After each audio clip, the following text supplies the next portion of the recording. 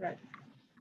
Okay. Good evening to all of you. Today is the second day of the Digital IT Week organized by Sri Lanka Expo Development Board together with SLASCOM, FITIS, and ICTA.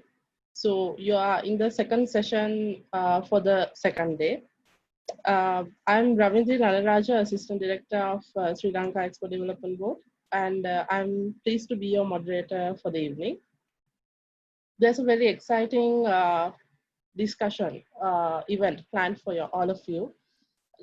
We have most prestigious award-winning global entrepreneurs with us today. And to give you a background on the topic, we are discussing on how to reach global heights for the startups and entrepreneurs.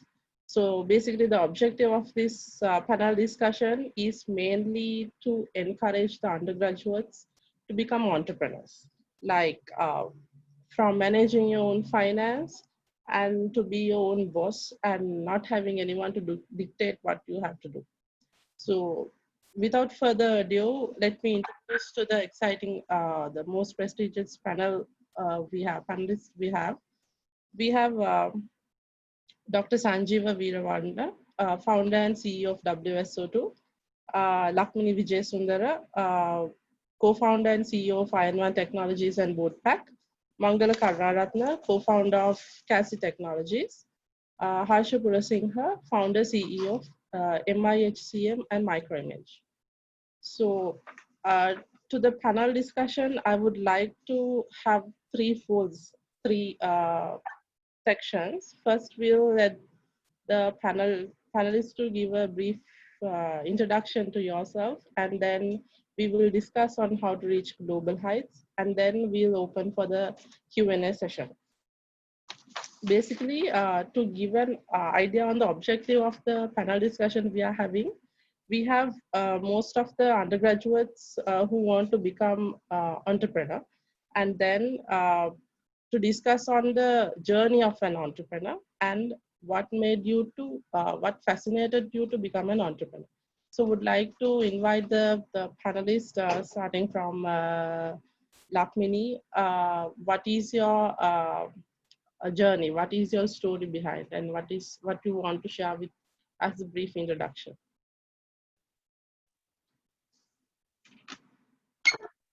Thanks so much, Ravindi. I'm really happy to be in this panel. I'm really glad to see this event. So my name is Lakmini Wijesundera, and I'm the co-founder and CEO of Iron One Technologies and BoardPAC. These are both companies that actually Iron One has a mix of services. That is, we do work for overseas client services, as well as some innovative products in Iron One. BoardPAC is a company that is purely a single product company. And we started off locally, but at this point, I'm really glad to say that we have a very large market share in Asia Pacific, to the point that we could even say that we have the largest market share for board portals in Asia Pacific. We've already gone beyond. So we've gone into Africa and some of the US market areas. And that's been our journey. It's 100% Sri Lankan technology. We built it in Sri Lanka. We've sold it with a combination of Sri Lankans, and now our team is actually multinational. So the main strategy is driven from Sri Lanka, but we have staff that is from different countries in our cadre, as well as partners that drive the whole global achievement that we are working on. And I hope that is sufficient for the introduction, Ravindra. Yeah, Lakmini, thank you very much for that interesting introduction. And we can move to Sanjiv. Please share your story with us. Hi, Ravindi. Thank you. Hi, everyone. Nice to be here.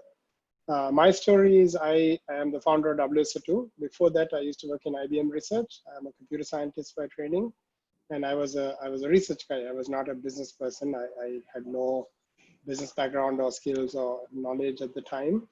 I wanted to start a company because I believed in the technology that I was working on, and I wanted to try to find a way to take it to market. IBM didn't want to do what I wanted to do. IBM basically said it's not interesting for IBM's business. That's what made me want to start a company. And we decided from the beginning that it was, I used to live in Sri Lanka by then. I had come back to Sri Lanka 4 years before that. So it was originated out of Sri Lanka, but the company was registered in the US because we raised venture capital money, and we had to register outside at the time to get money, to raise money. And it's grown quite a bit. We are now about a 650 plus people company. We have operations in 6 countries. 95% or 90% of the people are in Sri Lanka. All product strategy, almost all product strategy, everything is done by people here. And we sell online for the most part, just because it's a different model that we want to follow. And it's also all open source. So it's a different kind of business. We are an enterprise product company. We sell to companies that buy our product and build some solution for themselves. So we're not an application selling company. And I'll talk more when we chat more. Thank you. Okay, thank you, Dr. Sanjiva. Over to you, Harsha. Thank you, Ravindi. So I would say I'm a accidental entrepreneur. I probably out of the bunch, I started straight from the school, straight from the high school. This is probably the only high school startup which was started in the 90s, early 90s, and carrying on for so long. we started from absolute scratch. We saw a business opportunity. I wouldn't say it's a business opportunity. We were doing what we are passionate about, building interesting software. And one of the products that we built was singular software for the transition period from DOS to Windows 3.1. And that took off and we got a lot of money. I was just 19 years old when I started this. And with that capital, we just keep doing what we did best. And over the period of time, we focus into a couple of product areas which we now really accelerating our growth. One is, which is doing really well, is our human capital management business, which we, with our recent MyHCM cloud product, we have really grown into about 15 markets now. And also, a lot of people don't know we power almost all the radio networks in the country. The music that you hear, to advertising you see, everything is powered by Microimage. So that's another area that we again ventured out back in early 2000. So we are an enterprise, I would say, like Sanjiva said, it's an enterprise software company. We are an enterprise application software company, purely focused on human capital management and also broadcast and the digital space. So I will stop from there, but I just wanted to share a few things. You know, at the times we started, we didn't have any of these things. We didn't have Slashcoms. Only thing I remember is Syntech. The godfather of that time was Professor V.K. Samaranayaka. That's the only man we can look upon to. So it's an interesting time period. I don't think Sanjivas and Mangalas, they probably must be in the US studying. So it's a very interesting era we started, but from that period to now, it's a complete transformation. It's a complete different ecosystem. And unlike us, the new generation of startup entrepreneurs have a lot of people to look upon, to a lot of events like this to participate and learn. So I'll stop for the moment and I'll share more as we progress. Yeah, thank you very much, Harsha. So we have Mangala to share his exciting journey. Yeah, hi everyone. Of course, my name is Mangala Karunaratne. I'm the founder of Calcey Technologies.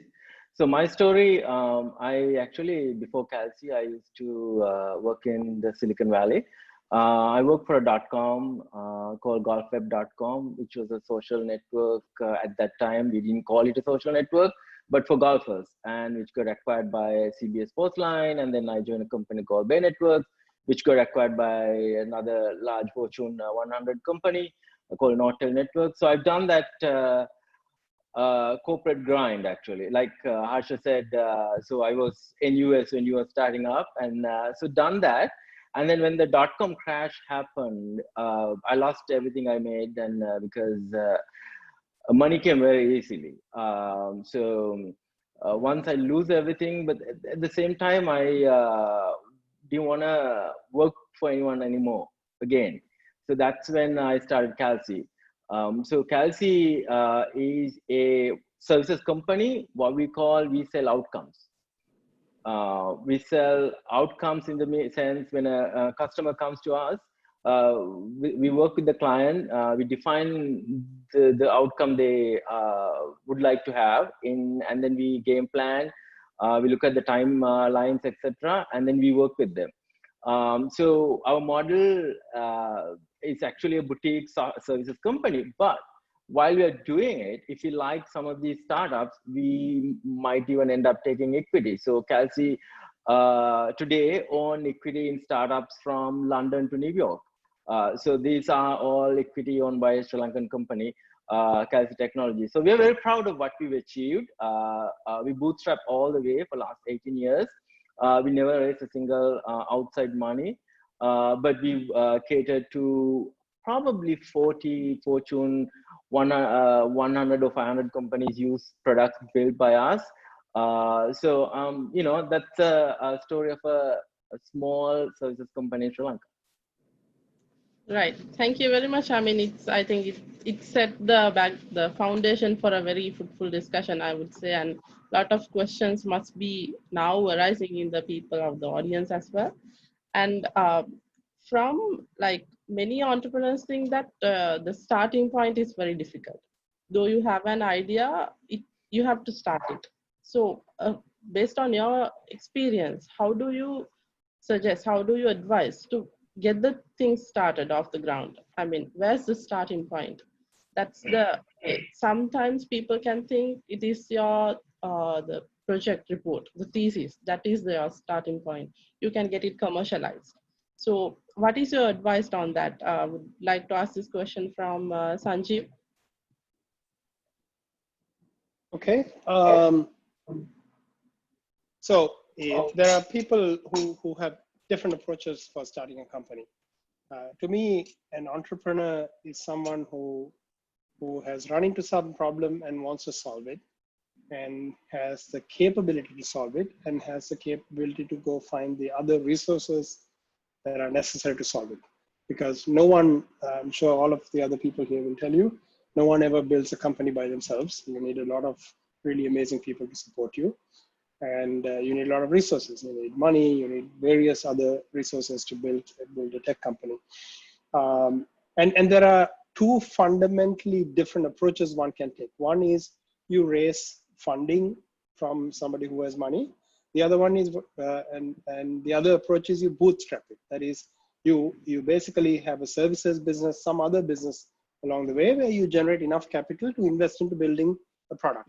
Because building a product takes time.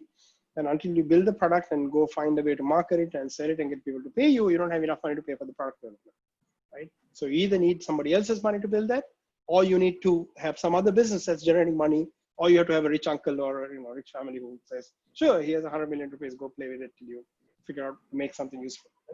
Right? So WSO2 came from our path was we raised money to get that product going. So in terms of when it is time to, how do you know, how do you get started? First thing is you have to want to do something about some problem. You have to have that technical capacity. You must have some vision. You must have some passion for it, because it's a long, hard road. WSO has been going for 15 years now, almost 15 years. In August, this year will be 15 years. I think Harsha has been going for longer. Mangala is also about the same time. I don't know how long Lucky is, but certainly not probably more than 10 years is my guess. It takes time to build a tech company.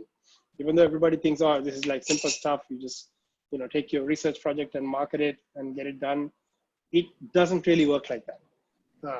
Research projects, your final year project, these are great ideas. I'm not trying to discourage anybody. If you're an undergrad, if you have a thing that you think can go win, has a role in the market, you should give it a try. But depending on the kind of problem you want to solve, you also need experience. You also need insight. You need other people who have experience and insight. And you have to kind of build some depth on the technology also to build those things. Because it is very difficult. You are competing. Another thing to remember with software is there is no such thing as a local marketplace you're competing in. Right? Every product you build competes with the entire world, because it's all online anyway, right? There was a time when that wasn't the case, not anymore. You have a product, whether you're in Sri Lanka or Timbuktu or New York, it doesn't matter. The entire world's products are at your fingertips, so you can buy it. So you're competing flat out globally. So you must be able to build something that can compete. And it is not impossible by any means, absolutely possible. It's quite straightforward. You just have to be focused and have the commitment to put it off. So idea is important. I personally don't believe in this incubator stuff that says, let's sit around and figure out a problem that you want to solve. You must have something you care about. It must have come from your background, your experiencing the problem, experiencing an environment that says, I'm just sick and tired of it. I want to fix it. Something like that has to be there to get started. Yeah, thank you very much. Somewhat controversial that we have listened. I mean, it's a bit different idea that you are having, but it's interesting for the attendees, I guess. And from Lakmini, as a female entrepreneur, we have a world-winning entrepreneur.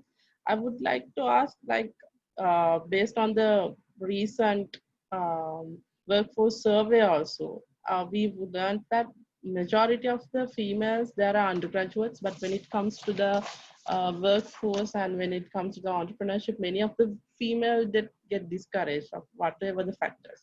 So according to you, what are the special challenges that you faced, plus what are the special experience that you can share with the young female entrepreneurs? Sure. Thanks, Ravindra. So in my case, actually, I mean, you know, as far back as I can think of, I always wanted to, you know, have freedom and do something impactful. So I didn't really do it thinking, oh, I'm a female or whatever it is. I just wanted to do it, and I went after it. And I have met so many females in this industry, from, you know, Sandra to Xiaomi to so many, who also have a similar thing. So if you don't think of it as some kind of barrier, it may be controversial. I don't know. I mean, I can't talk for everybody, but as far as I'm concerned, I've never really had a challenge because I was a woman. Actually, it's the other way, because you know, we were working hard, and as Sanjiva was saying, it takes a long time, right, to build something big. We were working really hard for several years, and then this women's chamber had this women's chamber awards. Now suddenly our product, myself, everything got highlighted. So if I wasn't a woman, I don't think I would have had a chance to even apply to it, right? So there's lots of opportunities. And I got the SARC, and that's again a woman award. I don't think there's a SARC man award. So there again, as a woman, I mean, I'd say just there are chances. And then Ernst & Young, that's another one. It opened me globally. That was Ernst & Young, winning women. You have to be like over a certain, I mean, you have to be about $1 to $2 million of a company. You can't be a startup. And they help you to grow. So they open up all sorts of free access, networking. They take you to events. These events are invitee only, Ravindra. So honestly, I think I am me because I was a woman and I got all these chances. But so that's what I tell people, you know, I mean, whatever the opportunity you get, just take it without sort of thinking of all these barriers and stuff. So I hope that answers that. That's my life, right? That's very, I mean, encouraging and inspiration. I mean, there are a lot of people who want to pursue their dreams, but due to various external and internal factors that they get discouraged. But your story is really inspirational, and I think it has a strong message to the young entrepreneurs as well. Exactly. So like in terms of like, I would like to ask this question from Harsha. Like I've read in the blog that you have started your career when you were 19 years old, and now you own 3 companies. So what I would like to understand, what are the tough moments that you have faced in this journey? And there are many startups who struggle to get succeeded, and there are many occasions like the startups or the entrepreneurs feel that they are going to hit the rock bottom and they are going to fail. So according to your experience, have you faced such situations, and how have you overcome from those situations? Yeah, so we've been going on for a very long time. So I would try to share a moment, a very tough moment in our early days. I mean, we have been there for about 2 decades, so we have other challenging moments as well. But I will just to relate to the startups and people who are starting up. So we just straight away start from school, right? Then our initial office was my house. That's where we started. And imagine we had about, I still remember these numbers, we had about 200,000 rupees in our bank account. Purely, nobody invested in our company. It's all purely generated out of the software that we sold. And suddenly bunch of us, the friend of us, all of us together, we decided, why don't we move to an office? And we went and took an office space, which beyond what we could afford. I mean, the whole space was about 150,000 if you look at the annual rental and all that. Then when you put the furniture, everything together, that month, out of the 150,000, we spent almost close to that amount. And we just moved to that office. And that month, we didn't do a single sale. And we invited our parents to come in. So they came and looked, oh, wow, interesting. We have started office. And I think that this was in 1994. So I was just 20 years old. And towards the end, I realized all of a sudden we have a lot of bills to pay. And when we were operating from my parents' house, there wasn't such things called bills. There's rent and this and that. And also we hired our first employee. We had to pay him as well. So all of a sudden I realized a moment, my goodness, what did I do? Now if I go and ask for money from my parents, that's the end of it. They'll say, you don't have any experience. That's why you got into this situation. Go and study and start something. So I felt a 2 weeks period I will never forget in my life, which I really, really worked hard. I literally went and did demos of our product to so many customers. And you won't believe, towards the end of the month, we got a purchase order, and that purchase order gave us about 150,000. No, it's about 300,000 rupees worth of order from buildings department. It's quite a big order for our Sinhala software.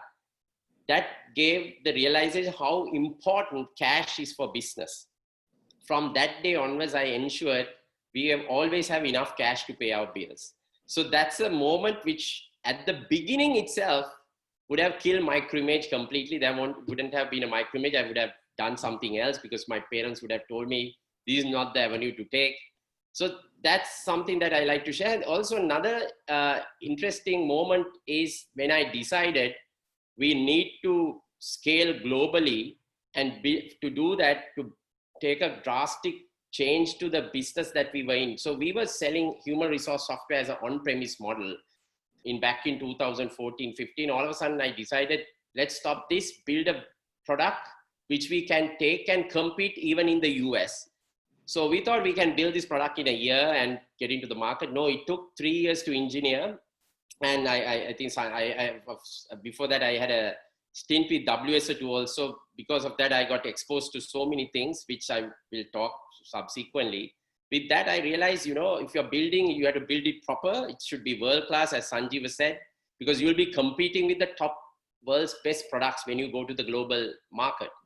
So at that moment, when I decided to kill and stop selling the old legacy product, it was a crazy decision, because that stopped generating revenue. And the company purely bet on a completely new product. And if this new product failed, I don't think I would be sitting and talking to you all today. I would be doing something else. But since we so much passionately believe in this product and we really work hard to make it work, all of a sudden, a company which had about 4 or 5 markets, we are now in about 15 to 16 markets across. We are in almost all the ASEAN countries. And from 0 headcount for these new cloud products, we have close to 100,000 users now in almost all the ASEAN countries. So we got this sort of exponential growth, I would say, within the last 3 years. So all of a sudden, this high school startup is operating like a startup since 2017.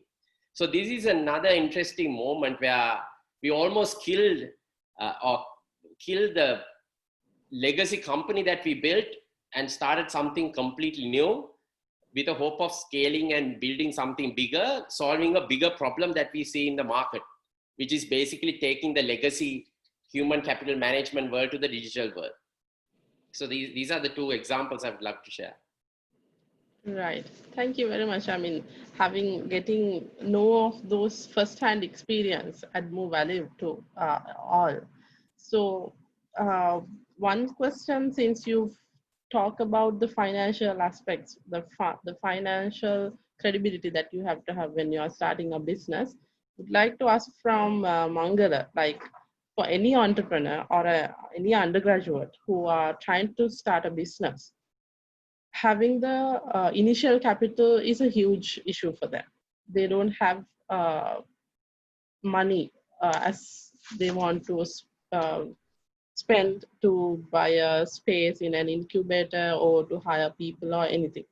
So what's your advice on that? What do you think that there are many resources that we can get the funding in the present situation? But at your stage, I don't think that all these options were available.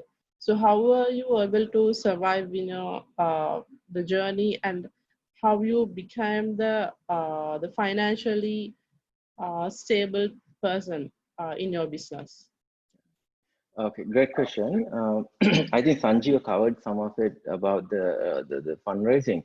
But when I started, in 2002, I've already had a great deal of experience, and I learned a major lesson during the dot-com crash. I learned the value of money. Until then, I did not value money. I treated it like just gambling tokens. I don't know. I just the losing everything because that the money I lost earlier, I earned them very easily.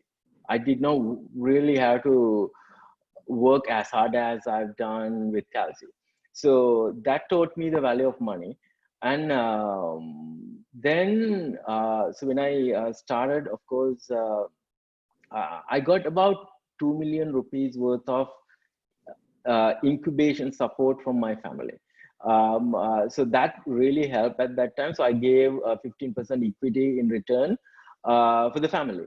So it's I got the office space and infrastructure. It's like a small room like the one I'm staying in here right now. So we, a couple of desks, and we didn't even have a network. And we literally started really small scale.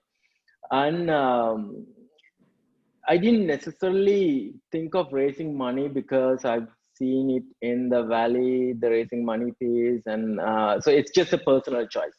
I wanted to build it myself. And then we slowly did the services. But I remember when I was initially, we were really desperate. Like for 4 years, we struggled like nothing. We never managed to breathe, get our nose out of the water for about 3-4 years. So during that time, I was really desperate. And then we were, I remember we'd done projects where we only had $300 profit for the entire month per person. That's the kind of profits we had. And then one of the deans of a computer science department here scolded me for doing that. He was like, why are you doing this so cheap? But for me at that time, the highest price I can sell is the highest price someone was willing to pay. So I had no other choice. I refused to work for somebody. I had to get the business going. So if I were after quick money, or if I were after making good profit at that time, I probably should have gone into wheeler dealing, because I was not after money only. I wanted to build a business. I wanted to build a business that has attraction, portfolio, reputation, credibility. So to do that, we had to build that relationship. We had to build that credibility. So that's where we really invested our time. And so I wasn't after a lot of profit. I was after just to pay my bills, just to pay my food for the family, and then grow in the business. So we literally truly bootstrap.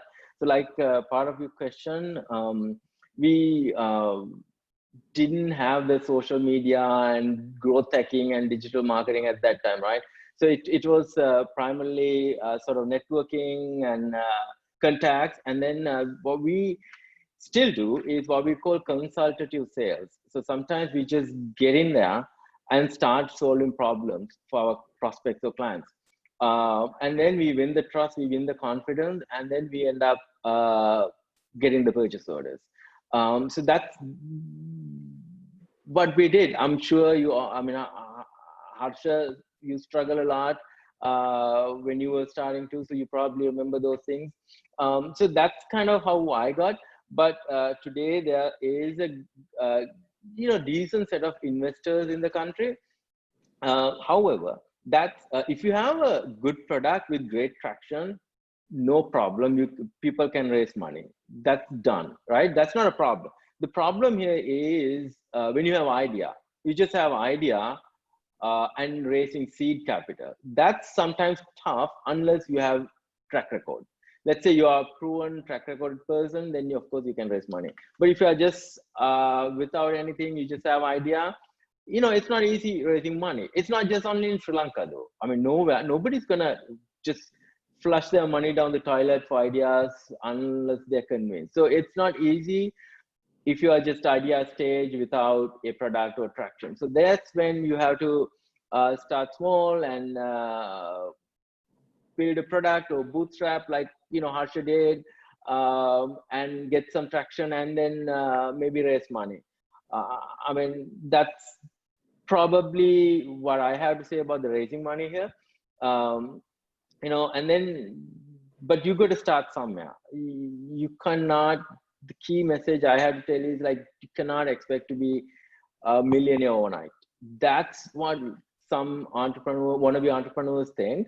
And if you think you're gonna make money overnight, within weeks, within years, then you have to get into some other business.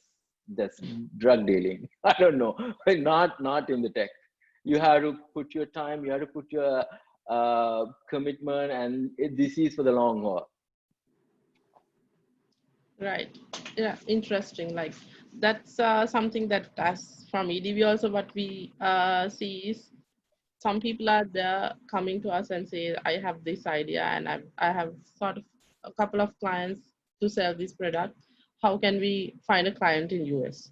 So it's very difficult. I mean, it's like, first you have to get the business locally and like do some referrals, and through the network only that you can get into the serious business. Yeah. Like Sanjiva, that you've mentioned about like having an industry experience. I know that you've been working for IBM for around 8 to 9 years. And what do you think, like, is it essential to have an industry experience, 10 to 15 years industry experience, in order to start a business on your own? And I've read one of your blog posts, you have mentioned that you were a Uber driver as well. So share your experience on that. Sure. So on experience, let me just touch back to something Mangala just said. He said, if you're trying to raise money, you must have a track record. So education and experience is a track record. When I started WSO2, I had no business track record. I had absolutely zero credibility on building or marketing or selling, but I had technical credibility. And WSO2 was funded by angel investors for $625,000 on an open office slide deck, right? Done by me. There were no fancy consultant nonsense with beautiful slides.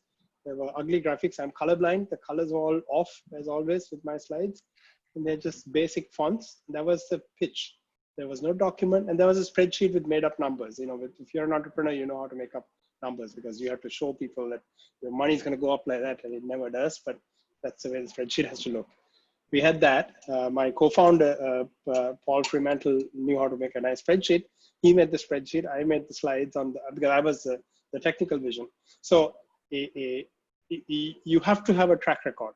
Track record can be you've started another company, but then you have to go and ask, how did you start that company, right? And if you have technical experience, it really helps to say, yeah, maybe this guy or this girl can take my money and do something with it, right? And I didn't have any money to invest on a company. I had to raise money, and they are betting their money. And one of the seed investors had a very important feedback to us, which was, if you guys go and mess this up, I will lose my money and nothing will come out of it. And you will just go and get a job, because you're technical people. You can just go and get a job, right? So it's a very important point. If you are starting a company, you have to remember that there's a big risk, but not always for you, right? Technical guys are not taking all the risk. The other part is second part of that message is, if you're going to be an entrepreneur, you have to be able to sell. Doesn't matter what it is, you have to be able to sell. You must sell your technical vision. You must be able to tell because you have to hire people. You have to recruit people who, I can tell you, there was one guy, this is in 2005 or 2006, right? WSO was just starting up. In 2006, we were at like 40, 50 people. There was one really good guy who was working in Virtusa. Sorry, it doesn't matter. Virtusa was even then a big company, and now it's a very big company, right? 3,000 people or whatever. And we were trying to recruit him to WSO2. And he went through all the interviews. He was great. We gave an offer. He wanted to join. And his father had told him, are you nuts? You're trying to leave this brand name company and go to some unknown rinky-dinky company? No. And he didn't join, right? So selling, so this is a real problem in Sri Lanka, because people don't, people consider the brand of the place you work for more important than the work you do. in some cases. That becomes a problem. So selling is very important, right? So experience-wise, the other aspect of experience is the value of experience is you have experienced problems. Then you can have an opinion and an approach for a solution that somebody else may not have because you have experienced that problem. So there is a lot of interest in starting up directly from university or from high school, as Harsha did. To me, those are exceptional cases. They are not the majority. Majority of the startups are people who are in their 30s who do a startup. If you look at the tech industry, majority of the startups, the technology companies that have become global brands are not people who started when they were 25. There are exceptions. Bill Gates started when he was, a kid, right, and dropped out of Harvard. But for every one of those, and for every Harsha, there's probably 100 who gave up on whatever options and tried to do a company and never made it, right? So I'm not that much of a risk taker. For me, it was a much safer path because I knew what I was doing. I was 100% confident in the technology. I was 100% confident that we could build it. And so it was, to me, it was like, just give me the money, I'll get it done, right? And we managed to do that. So it's a trade-off. If you are building, but then again, there are ideas that are completely novel, not about taking something existing and making it better. Facebook was a completely novel idea at the time, right? The web browser, Mozilla web browser, before Mozilla, sorry, most people don't even know Mozilla. Mozilla was the name before Netscape, which is what became Firefox. Was written by an undergraduate student at University of Illinois, Urbana-Champaign. And then when he finished, some investor came along and invested money and made it into a company called Netscape, right? And that's what started off the web effectively. In a practical sense, that's what started off the web. Those things happen, but that is not so if you have some idea that is so different that it's not about experience, it's about thinking completely differently, then it's a viable thing for you to make it to go. But it is not an easy thing. Experience has a big trade-off, big value in some of these things. But not everywhere. It's not a necessary precondition. It's not a sufficient precondition. Sometimes it's helpful, sometimes hurtful. Right? And Uber stuff, I drove. I don't do it these days, obviously, but I do it. I do it whenever I can, mostly to make a point. In Sri Lanka, we have a little bit of a cultural mindset of looking down on certain jobs and people, and it has come from our traditional caste system. It has extended on to modern careers. You look down on somebody who's a driver. You look down on somebody who's a housekeeper. And we have this disgusting word called servant in our culture. To me, these are not acceptable. And the purpose of driving somebody else is just to show them, saying, look, just because somebody's driving you doesn't mean they are lower than you somehow, right? And ideally, I shouldn't have to do that to make that point. But the reality is most people think poorly of people who are driving somehow just because they're driving you. And then the funniest thing is when I'm driving somebody, I can hear the conversation. And it's just hilarious how ridiculous their thinking is relative, because I'm in there and they're talking about their personal lives or their professional conflicts or whatever. They're ignoring me. Like I don't, so yeah, it's fun. So you should do it. Everybody should do it because it's a great chance to snoop on other people legally. Yeah, pretty interesting stuff. So there are a couple of questions which are getting posted that I would like to take one here and there. So one question we have for Dr. Sanjiva, you have mentioned about open source software. Tell us more about how to earn by creating open source software solutions. This was posted on FB. Sure. So there are many models for how you make money off of open source. Let me explain it and then I'll tell you what's coming up more and more, right? Fundamentally, you're trading off time and money. So there's a very interesting rule I saw somewhere and I really believe in, which is time and money are inversely proportional. People who have a lot of time on their hands usually don't have much money. People who have a lot of money on their hands don't have much time. So you use one to save the other. I used to change brakes when I was an undergrad grad student in the US when I had a car. I used to change the brake pads in the car in the US. I used to change oil in the car. Right? Because I would save $10 by changing the oil myself and pouring the oil into the drain because I didn't bother with proper disposal at the time. versus going to somebody and paying them $25 to change the oil. So I'm trading time, my time, which was less valuable, to save $10 at the time, right? The other side is if you have money, instead of going and washing your own car, you can pay somebody else to wash your car, right? And you're saving time. Same thing applies in the software business. So open source software, yes, the source code is freely available. Anybody can use it. Anybody can do stuff with it. But not everybody has the time, and in this case, and the skill needed to go and take that source code and make it do exactly what you want. So people are willing to pay for it, right? So WSO2 has about 700 customers now in 75 different countries. And all the source code for everything we sell is freely available. But they pay us a lot of money for it, right? They pay because they want the support. They want somebody else to take the responsibility. They want somebody else to put their time and not their time, and they're willing to pay for it. So there are variations of that business model. There's this concept of open core. You give some stuff away. You don't give everything away. There are lots of different variations. We have our own little twist on that model, and you need something like that. But the point I want to just highlight is with cloud, the concept of source code is going away very fast. Because if I'm using something as a cloud service like Harsha's HR solution, I don't know what the thing is written in. I don't care. I don't know where it's running. All I know is there's a URL and I go to the URL, right? Facebook was written in PHP for a long time. Nobody even knew that. Nobody cared, right? It's facebook.com. That's it, right? Or Zoom. I have no idea what Zoom is written in. I don't really care at all. And the fact that it is a source code is not available, even if I have the source code for the Google search engine, I can't do anything about it because I can't use it. Even if I had source code for Facebook, it doesn't do me any good, right? So there is a cloud is really challenging some of the open source business models, because once you go to cloud, you don't need to be source code available.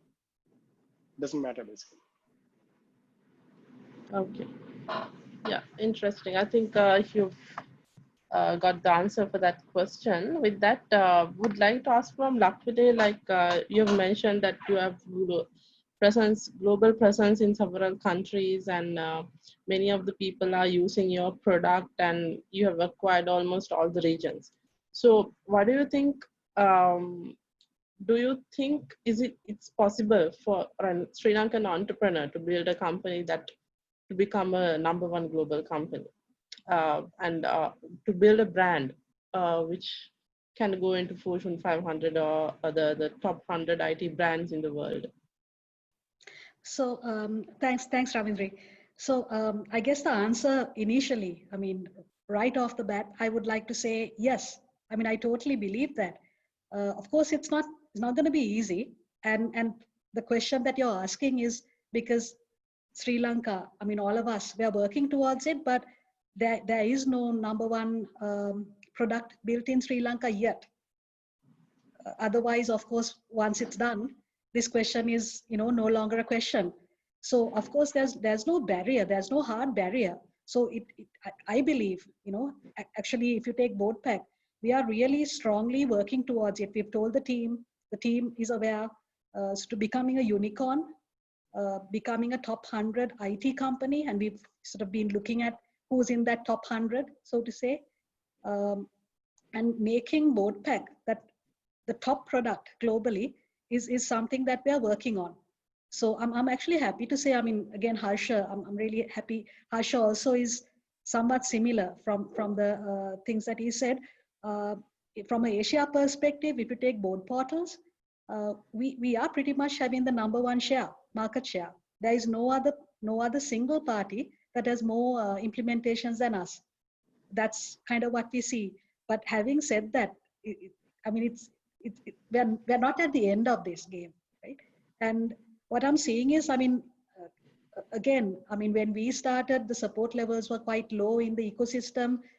We didn't even know that there was a startup scene or anything like that. We were just starting up because we were passionate. And I mean, we didn't even know these words really. But now, if y'all are starting up, these undergraduates who are looking at this, there's so much. I mean, as even Mangala mentioned, there's the SLASCOM is available, ICTA, the spy relation. I myself, and I think many of you all have been participating. There's a lot going on. There's funding from Lanka Angel Network. So startup area is there, but I mean, first there's a barrier, or let's say a stage where the founder has to do a lot of things. If you're organic, I mean, if you're funded, it's a different part. But myself, my company is like organic. So we started up with our services money, then we started earning our money, and then we put that money back to grow. So till we're about $1 million, I would say that myself as well, I was hands-on in almost every sale.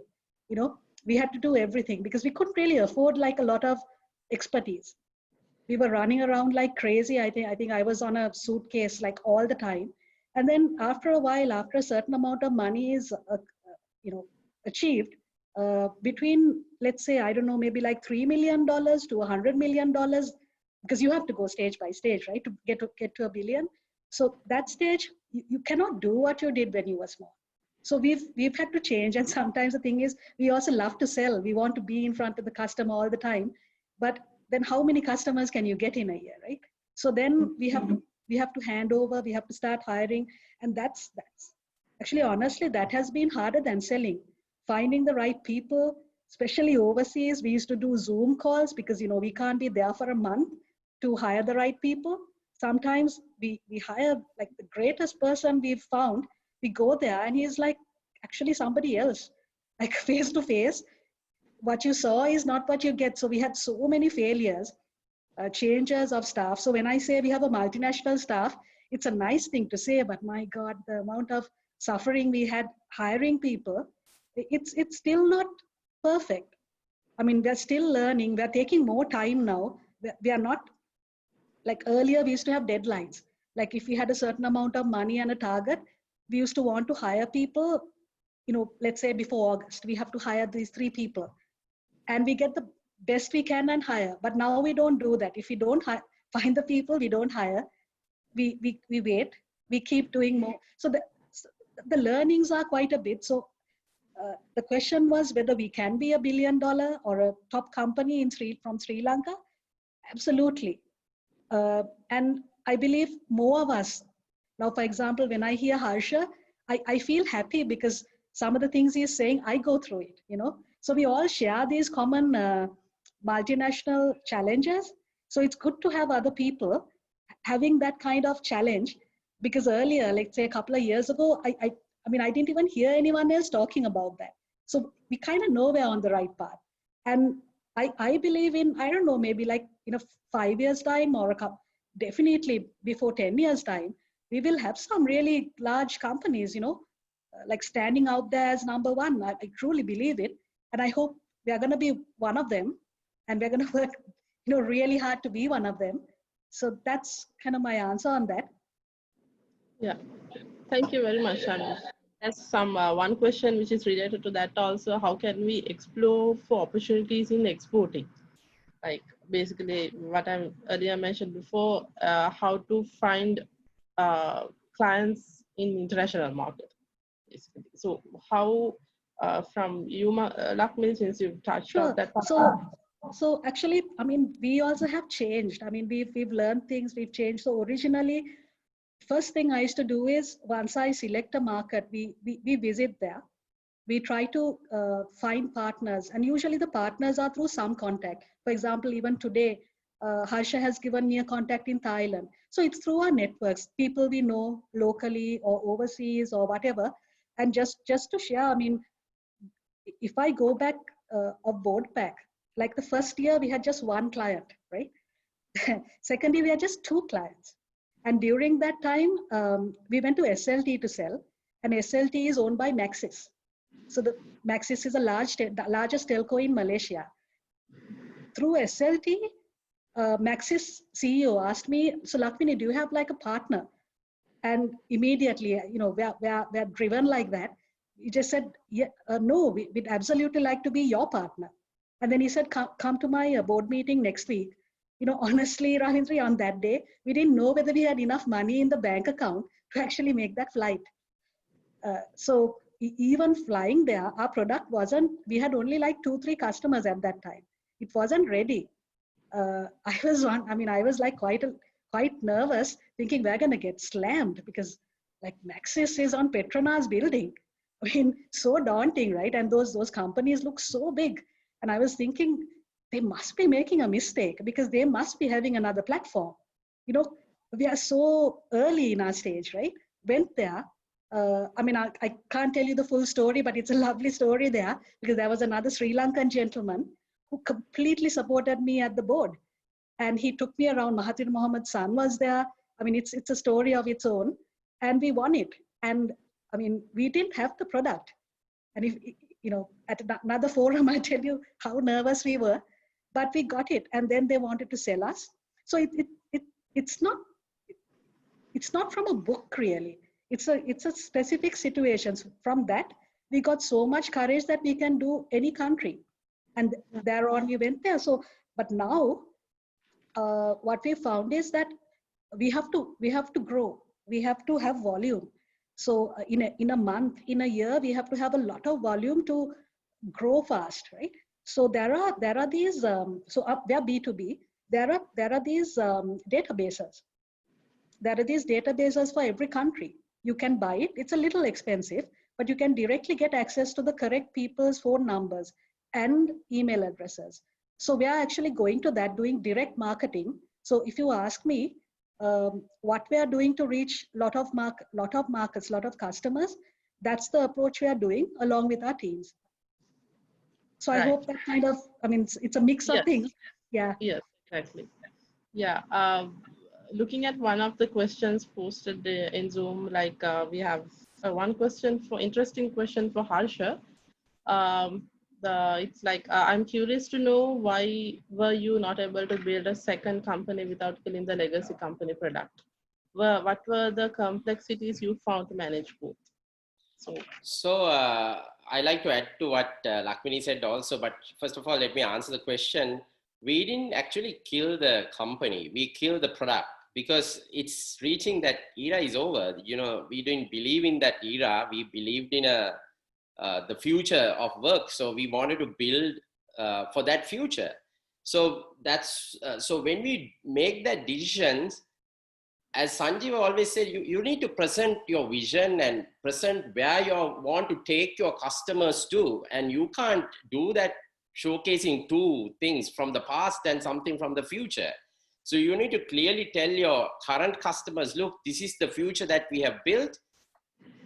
And we like to see you migrate to that future. So we wanted to ask all our legacy customers to migrate to that cloud future and the digital future.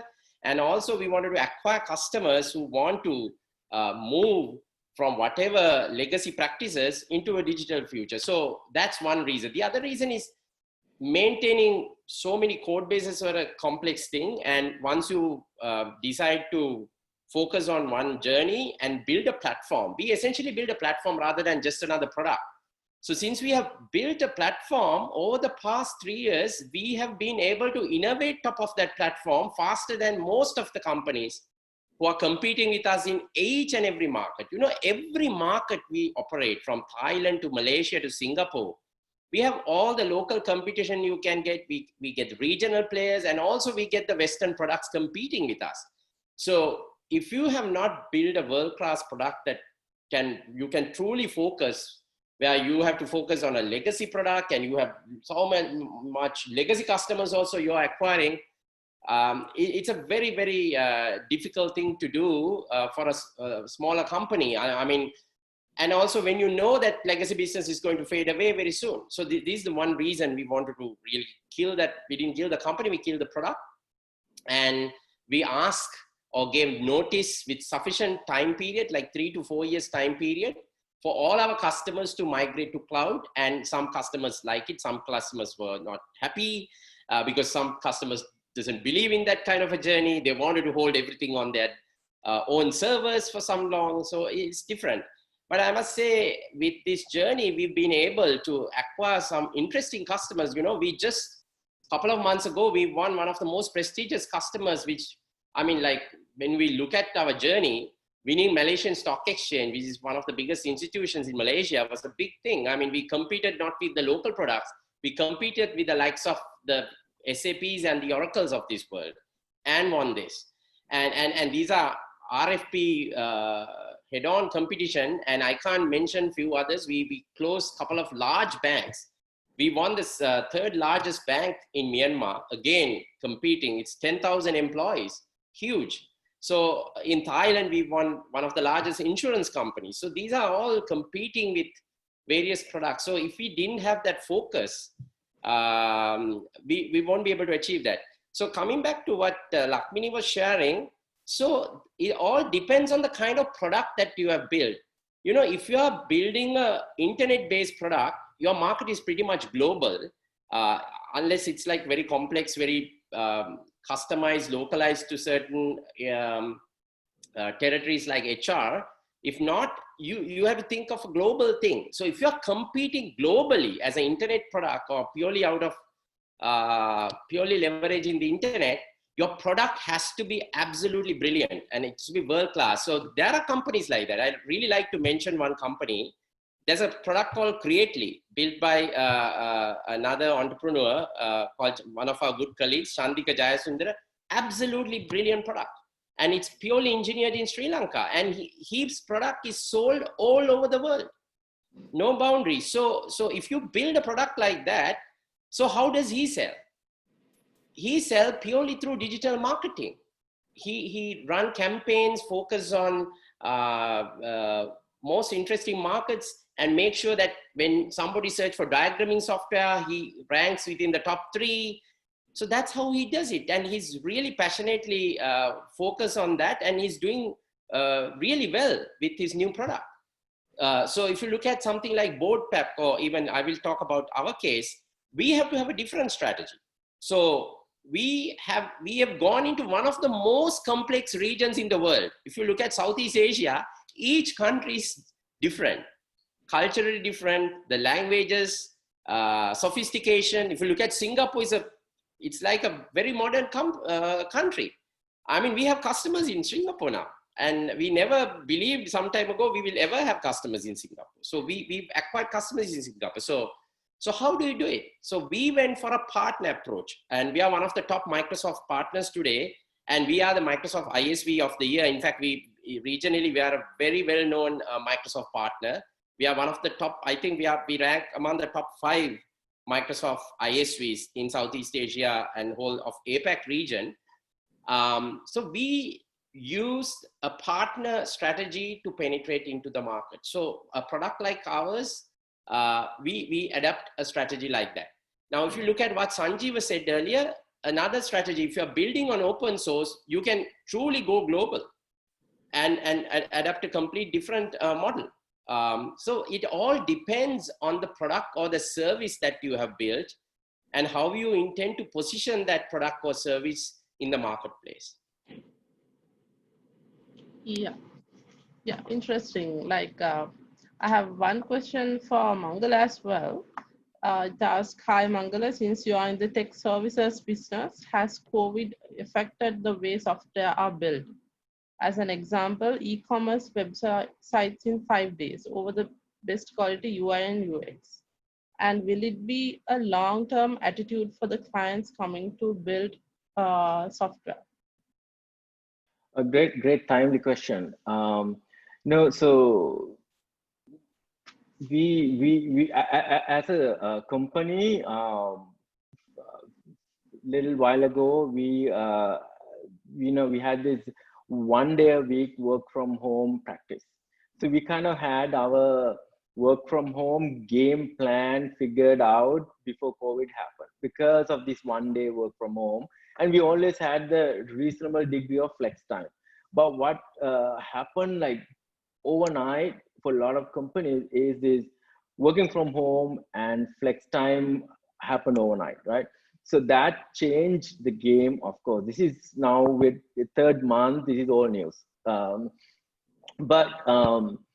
With that, when this initially happened, I was really worried. I thought, oh shoot, this is gonna affect all of us and we're gonna be in trouble. But us being in the IT industry, what happened was while some of our clients suffer, some actually really started doing far better. We had a sort of a various clients in different industries. The clients in life science, medical, e-commerce, and the sort of delivery businesses and stuff started thriving. So whatever we lost here, we gain here. So that's literally what happened for us. But I think going forward with this, this could mean, now that companies are comfortable with working remote, companies are comfortable with working with people, sort of flex time and all that. I don't have like a clear guaranteed opinion, but what I think is could happen is globalization could intensify because of these companies' willingness to work remotely. So that could mean a good or bad. Like when we started, we said a lot of tough times we had, like the issues we had when we started. But there was war and all that. But one good thing we had, it was easier to recruit in 2002 than today. So I mean, I don't even know if I started today the way I started in 2002, I would be, whether I'm going to be successful or not, because there's so much competition, right? Now, post-COVID, what could happen? What if companies like the big Silicon Valley companies get comfortable working with people remotely, and then they start, going global. So that could be a great opportunity for us as a country, and it could bankrupt some companies here, and it could create some new companies. That's yet to be seen how bad or how great it's gonna be. But I think we need to look at positively. I feel like this will give us opportunities. Anyone who look at change as a risk is the loser. You need to look at this as an opportunity. So I feel like this will give us, this will create a new generation of global competitors from countries like Sri Lanka or India, or other developing nations, because of this connectivity and opportunity. And then the traditional multinational companies from like the industrialized countries shouldn't underestimate these new global challenges coming from our part of the world. So that's what I feel like this as when I look at rather optimistically. Yeah, always that I've seen most resilient sector industry in this COVID situation is IT BPM sector. That has been echoed in many CEOs and many forums as well, because we managed to work consistently even from home. We quickly switched to the working from home mode and all. So I don't think that we had many impact, but of course the cash flow issues must be there for y'all. The corrections and all must be hard, but it will get back to normal. We've got a lot of questions pouring in our side with limited time and all. Let's select quick questions. I have a question for Dr. Sanjiva. Can you explain how we can raise fund for the product-based startup? The reason is product-based startups can take some more time to make profit. Similar question, what are the pros and cons between product-based company and a project-based company? Also, Okay. like it's SaaS business. Sorry, what was that part? Future of SaaS business. Okay. Well, I think let me take the last one first. I think pretty much every piece of software in the world is going to be available as a service at some point. So if you're building a product, the best way to build a product now is as a cloud offering, because it changes a lot of things and it's much easier to sell and reach globally. So in terms of building a product, yes, you need capital to build a product. So there are a couple of ways of doing it. One is you raise money from an investor for whom you give a share of the company for raising the money, or you do something else to sell your time in order to have the money to do it.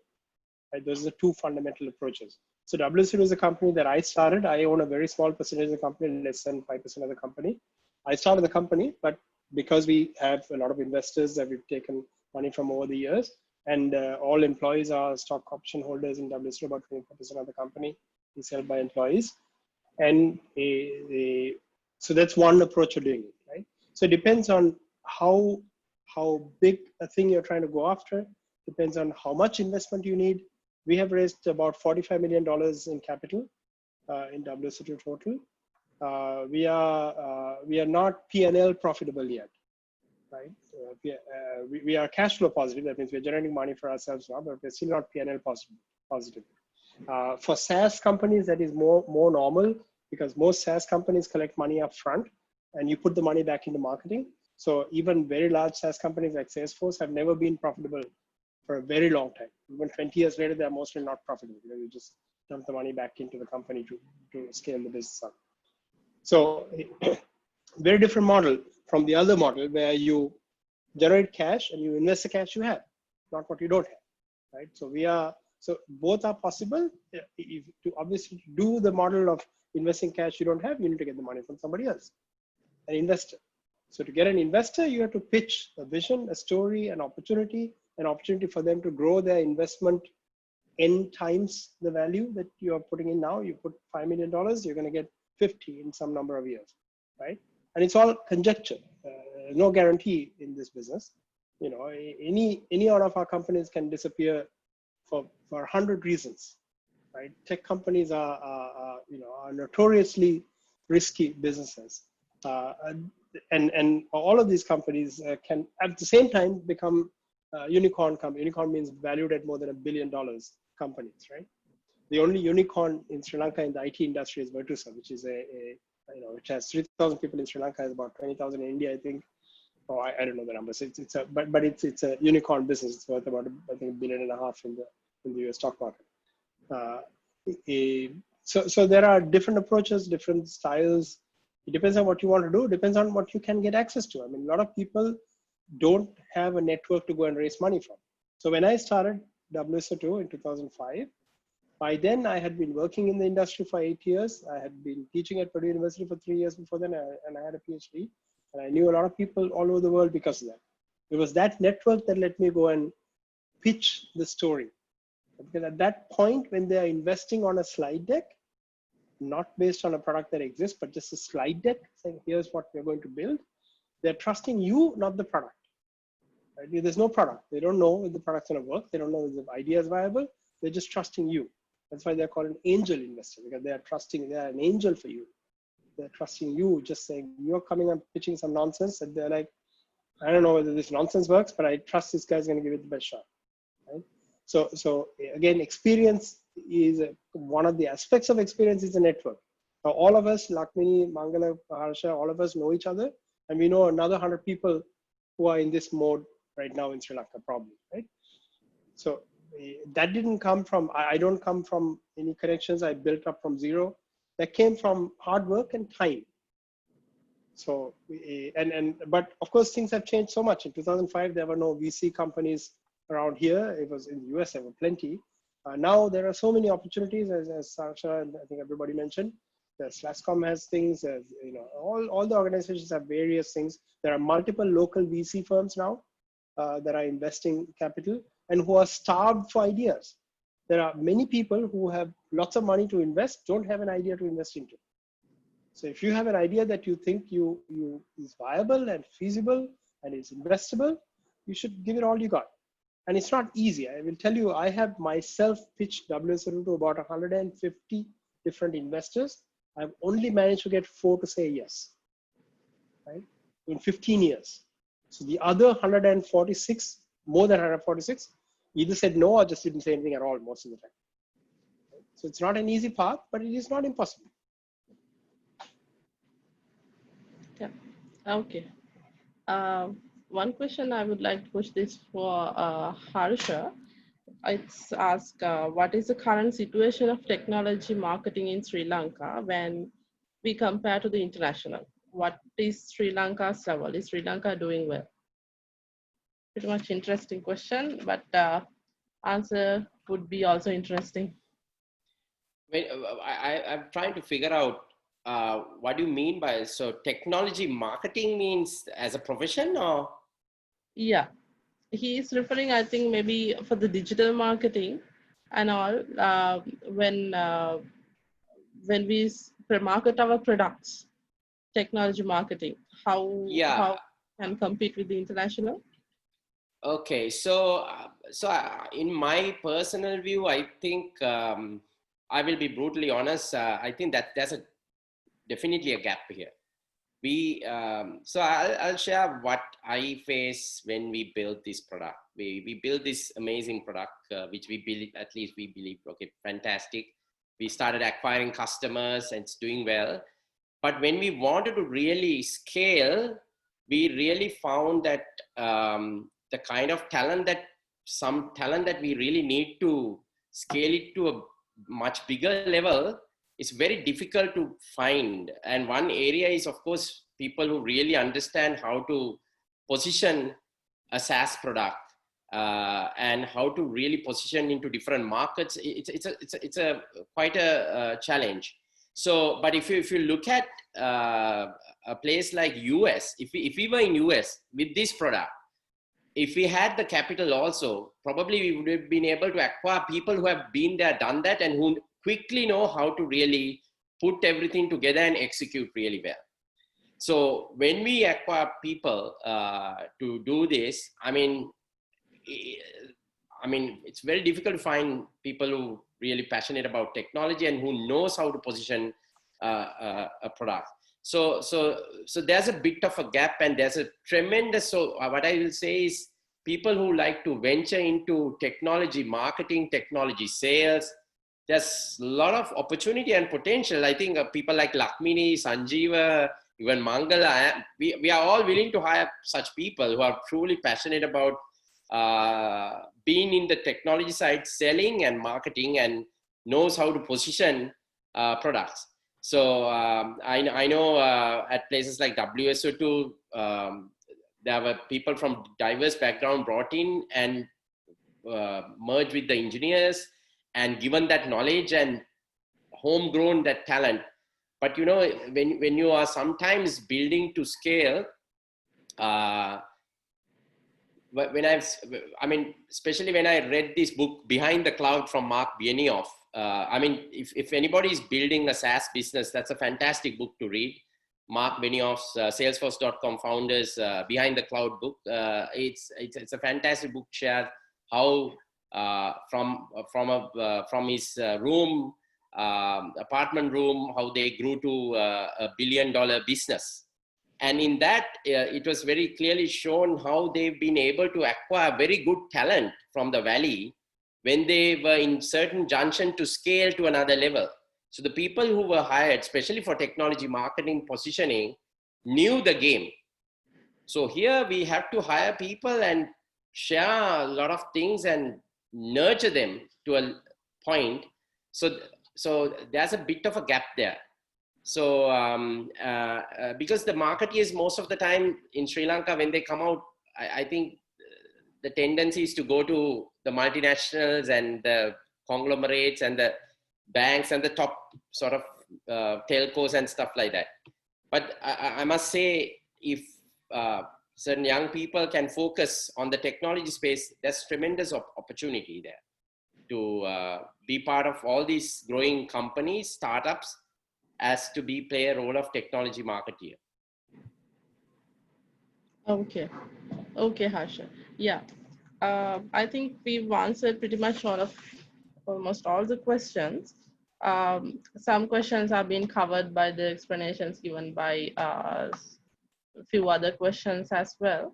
So with this, I think we can conclude our fruitful panel discussion. And like I mentioned before, the main objective of this panel discussion is to clear out the ambiguities that the entrepreneurs or the undergraduates have, that since if they want to start their own business. So the key message, I think, it's to have a vision and have industry experience on what you do, and you have to explore new things. And it's a very difficult journey, and I don't think that none of you all make it a success overnight. It was a very